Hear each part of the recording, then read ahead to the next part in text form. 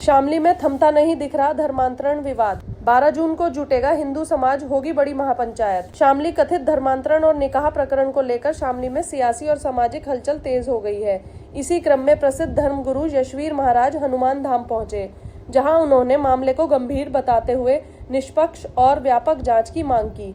Media से बातचीत के दौरान उन्होंने कहा कि यदि आरोप सही पाए जाते हैं तो यह समाज को बांटने वाला गंभीर विषय है और इसमें शामिल सभी लोगों के खिलाफ सख्त कार्रवाई होनी चाहिए। यशवीर महाराज ने आरोप लगाया कि हिंदू जाट समाज के युवक आयुष मलिक का कथित रूप से धर्म परिवर्तन कराया गया। उन्होंने कहा कि मामले में सामने आ रही जानकारियां चिंताजनक हैं और इसकी तह तक जाकर जांच होनी चाहिए। उनके अनुसार यह मामला केवल धर्मांतरण तक सीमित नहीं है, बल्कि इसमें संपत्ति और आर्थिक लेन देन से जुड़े पहलुओं की भी निष्पक्ष जांच आवश्यक है। उन्होंने कहा कि पुलिस द्वारा अब तक कुछ आरोपियों को गिरफ्तार किया गया है, लेकिन यदि जांच में अन्य लोगों की भूमिका सामने आती है तो उनके खिलाफ भी कड़ी कार्रवाई की जानी चाहिए। उन्होंने पूरे मामले के कथित नेटवर्क और गिरोह की जांच की मांग करते हुए कहा कि सच्चाई सामने आना जरूरी है।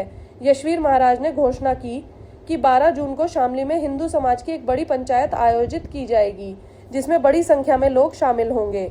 उन्होंने कहा कि निष्पक्ष जांच और दोषियों की गिरफ्तारी की मांग को लेकर आंदोलन जारी रहेगा। वहीं पुलिस अधिकारियों का कहना है कि मामले की जांच कानून के अनुसार की जा रही है। पुलिस का कहना है कि उपलब्ध साक्ष्यों और बयानों के आधार पर आगे की कार्रवाई की जाएगी। जांच पूरी होने के बाद ही आरोपों की पुष्टि हो सकेगी। एक मुद्दा उठाया था आपने, जो है धर्म परिवर्तन का, उसमें आयुष की वापसी हुई है, क्या कहेंगे? देखिए, आयुष की वापसी नहीं हुई। सनातन धर्म को त्याग करके वो इस्लाम मजहब में चला गया है। उसी के लिए आवाज उठाई हम लोगों ने कि भाई अपने उस होनहार नौजवान को वापस लाएंगे, समझाएंगे, पूरा हिंदू समाज समझाएगा।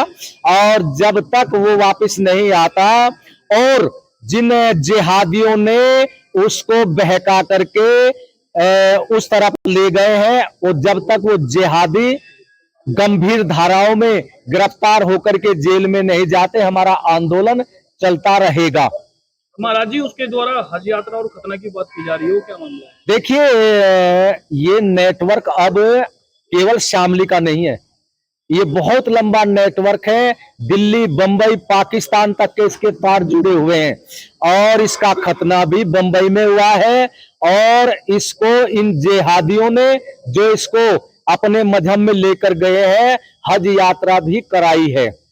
और मेरा ये कहना है, आयुष मलिक से इतना लेना नहीं है। इसके परिवार की जो 60-70 करोड़ रुपए की संपत्ति है, उस पर दृष्टि है और 1.5 करोड़ के लगभग तो संपत्ति उन्होंने ऐंठ ली है और लव जिहाद के माध्यम से और दूसरे माध्यम से भी वीडियो बनाई है डरा करके। अब इसको पूरा अपने मजहब में इन्होंने ले लिया है। लेकिन ये हिंदू जाट समाज का नौजवान ज्यादा दिन वहां नहीं रह पाएगा। ये हिंदू समाज समझा करके उसको वापिस अपने सनातन धर्म में ले आएगा, क्योंकि ये हिंदू जाट परिवार ने जो अपने खून पसीने से ये 60-70 करोड़ रुपए की संपत्ति एकत्रित की है, ये हिंदू समाज के लिए है, इन जिहादियों के लिए नहीं है कि किसी पर अपने उस परिवार के किसी भी सदस्य को बहकार करके उसकी संपत्ति पर कब्जा कर ले। ये कब्जा होने नहीं देंगे। अपने उस आयुष मलिक नौजवान को भी वापिस लाएंगे और इन जिहादियों को जेल में भिजवाए बिना चैन से ये हिंदू समाज अब नहीं बैठेगा। महाराज जी, कल आपकी मुलाकात हुई, आयुष से हुई आपकी? नहीं, हमारे उस परिवार के किसी भी सदस्य से संपर्क नहीं हुआ है। महाराज जी, कल एसपी शामली ने इस पूरे मामले में एक पाकिस्तान के डॉक्टर इसरार का भी नाम लिया था कि उसकी वीडियो वगैरह देख के प्रेरित करवाया गया है। कौन लोग थे प्रेरित करवाने वाले? वो क्या? हाँ, देखिए, ये जो चांदनी कुरैशी है, इसी का परिवार है। इन चांदनी कुरैशी को पहले इसके पास भेजा गया, उसने इसको तैयार किया जैसे भी लव जिहाद में, और फिर वीडियो भी इसकी बनाई है और बना करके फिर इसको पाकिस्तान का कोई इस्लाम मजहब का बोलने वाला उसने उसकी वीडियो दिखाई। और उसके अलावा और भी इन्होंने अपने तरीके से यहाँ जो मौलवी है उनके द्वारा भी भ्रमित कराया। और मैं सुनने में ये भी आया है मुझे कि इन्होंने जो मकान बनवाया उसमें कोई छोटी मोटी मस्जिद भी बनाई है, वहां पर भी कोई मौलवी रहता है, उसकी जांच तो आप करना, मैंने तो सुना ही है। तो वहां रहता है, उसने भी इसको अपने तरीके से भ्रमित किया है और पूरे परिवार ने भ्रमित किया। और कुछ दिल्ली के मौलवी हैं।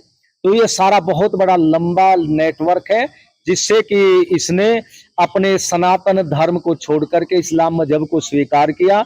और आश्चर्य देखिए, जिन लोगों ने इसको इस्लाम मजहब में लेकर के गए हैं उनके दाढ़ी भी नहीं है। और जिस मस्जिद में नमाज पढ़ने के लिए जाता है, अधिकतर नमाज पढ़ने वालों के दाढ़ी नहीं है। और ये सनातन धर्म का नौजवान अब 1 फुट की दाढ़ी रखने लगा।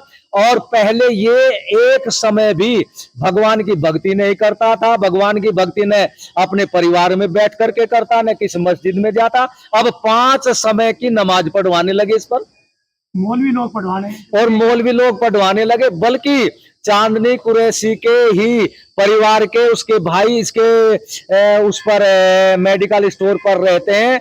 इसको तो जो मालिक है नौकर बना दिया। ये देखिए, जय अपनी दुकान पर रखे, क्या लेने का आया? अरे जहां दवा पहुंचानी है वहां दवा पहुंचा दे, यह दवा पहुंचाने जाएगा। अरे जिस पर परमिट ले आया परमिट ले आए, इसको बैठने नहीं देंगे बैठेगा। अरे मैं यहाँ क्या करे, नमाज पढ़ने के लिए मस्जिद में जा 5 समय। यानी जो मालिक इस पर नौकर का काम करा दिया, और खुद जो नौकर थे वे मालिक बन करके बैठ गए। लेकिन ये अब नहीं होगा, वे सोच ले, विचार कर ले। और ये नेटवर्क में जो अभी पर्दे के पीछे हैं, ये भी शांत बैठ जाए, नहीं तो इनके लिए भी जेल तैयार है। ये भी वहीं पर जेल में जाएंगे। पर्दे के पीछे चलने वाले का भी पुलिस प्रशासन अपने आप खुलासा कर देगी। शामली पुलिस प्रशासन सक्रिय हो गया है और इसीलिए 2 अपराधियों को पकड़ लिया है। बाकी है उनको भी जल्दी ये गिरफ्तार करके जेल में भेज देंगे। महाराज जी क्या लो जी आता एंगल पता लगा है, पहले लड़के लड़कियों को फंसाते थे, अब लड़कियां जो है। हाँ देखिए, वे लोग हैं, उनको कैसे सफलता प्राप्त करनी है, सफलता प्राप्त करने के लिए वे सब हर प्रकार से तैयार रहते हैं। चाहे लड़के भेजने हो, चाहे लड़कियां भेजनी हो, कुछ भी करना हो, पैसे का लालच देना हो, हर प्रकार से वो करने के लिए तैयार रहते हैं। उनको पढ़ाया जाता है और ऐसे कार्य हिंदू समाज के खिलाफ करने के लिए उनको देश और विदेश से उनके मजहब के लोगों के द्वारा फंडिंग भी मिलता है। आप लोग देखते होंगे उस मजहब के जिहादी विचारधारा के, जिनके खाने का तो लाले पड़े, एक समय भोजन मिल जाए दूसरे की चिंता रहती है, लेकिन उस वही नौजवान नई नई मोटरसाइकिल, नई नई ड्रेस, सेंट लगा करके और बड़े टीप टॉप होकर के हिंदू बस्ती में लव जिहाद के लिए घूमते हैं। ये हिंदू समाज को अब सोचना है। और मैं बल्कि हिंदू समाज से ये कहना चाहता हूं कि यदि बचना है उनसे संपर्क अपना हटाइए। जो भी हिंदू समाज के लोग उनके संपर्क में रहेंगे, सबसे पहले मुसीबत उन्हीं के ऊपर आएगी। मरेंगे भी वही, लूटेंगे भी वही, और जो इनसे बचेगा वही बचेगा। और जिन हिंदू परिवारों में इन जिहादियों का आना जाना रहेगा, सबसे पहले उस हिंदू परिवार की महिलाओं के लिए खतरा पैदा हो जाएगा। अच्छा महाराज जी उसके पिताजी से बात हुई आपकी? देखिए, परिवार के किसी सदस्य हमारी वार्तालाप नहीं हुए, लेकिन यहाँ जो हमारा हिंदू समाज है, जागरूक समाज है, ये इस विषय में लगा हुआ है। हिंदू समाज के सब बुद्धिजीवी लोग जो समझदार है, उन सब का संपर्क है देवराज मलिक के परिवार से, देवराज मलिक से बराबर बना हुआ है। ये प्रयत्न में लगे हुए हैं। महाराज जी पुलिस ने मुकदमा दर्ज कर लिया है और 2 लोगों को जेल में भेजा है, तो आप किस प्रकार की कार्रवाई चाहते हैं? देखिए, इसके लिए मैं पुलिस प्रशासन का धन्यवाद करता हूं। अपराधियों में से 2 को गिरफ्तार कर लिया, इसके लिए शामली पुलिस प्रशासन का बहुत बहुत धन्यवाद है। लेकिन पूरा धन्यवाद नहीं दे रहा मैं 2 का ही धन्यवाद दे रहा हूं। पूरा धन्यवाद उस दिन दूंगा जिस दिन सारे अपराधी पकड़े जाएंगे और जेल में जाएंगे। उस समय तो मैं ये कहना चाहता हूं, हिंदू समाज की तरफ से कहना चाहता हूं कि ये हिंदू समाज शामली पुलिस प्रशासन के ऊपर फूलों की वर्षा भी करेगा। वो पंचायत बराबर है, उसकी तैयारी चल रही है हिंदू समाज के द्वारा और पूरे जोर शोर के साथ में तैयारी चल रही है।